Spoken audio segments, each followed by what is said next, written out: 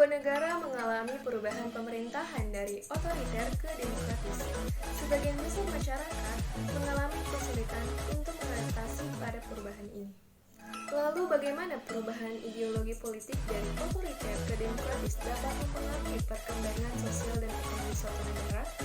Dan apa saja tantangan dan peluang yang mungkin muncul selama transisi ini? Apakah proses ini dapat dianggap sebagai kemajuan ideologis? Langsung saja, here we go! Perubahan ideologi politik dari rezim otoriter ke demokratis sangat berpengaruh, sehingga memberikan dampak yang signifikan terhadap perkembangan sosial dan ekonomi suatu negara. Hal ini ditandai dengan adanya kebebasan berpendapat, sehingga masyarakat bisa lebih bebas beraktivitas dalam lingkungan masyarakat. Dengan adanya kebebasan ini, masyarakat lebih bisa berkreasi, berinovasi dalam lingkungan masyarakat. Contohnya, adanya konten kreator dan influencer yang mampu mempengaruhi masyarakat tanpa adanya batasan dari pemerintah. Dan di sektor ekonomi, UMKM menjadi sektor yang mampu mempengaruhi dan berkembang pesat di lingkungan masyarakat. Kebebasan menjadi inti dari ideologi demokrasi. Tentunya ada peluang dan tantangan yang bisa muncul dari ideologi ini. Tantangan pertama mungkin timbul dari adanya perubahan norma dan praktik budaya yang terjadi pada masa otoriter.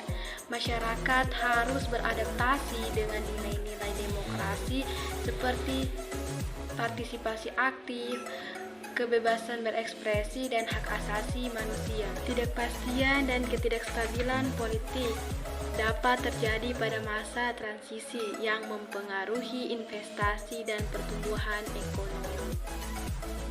Tantangan perekonomian juga dapat timbul dari perubahan ekonomi dan redistribusi kekayaan untuk mencapai tujuan demokrasi yang lebih inklusif. Transisi menuju demokrasi juga membawa peluang meningkatkan partisipasi masyarakat dalam pengambilan keputusan, dapat meningkatkan legitimasi pemerintah, menciptakan lingkungan bisnis yang lebih stabil, dan mendorong inovasi.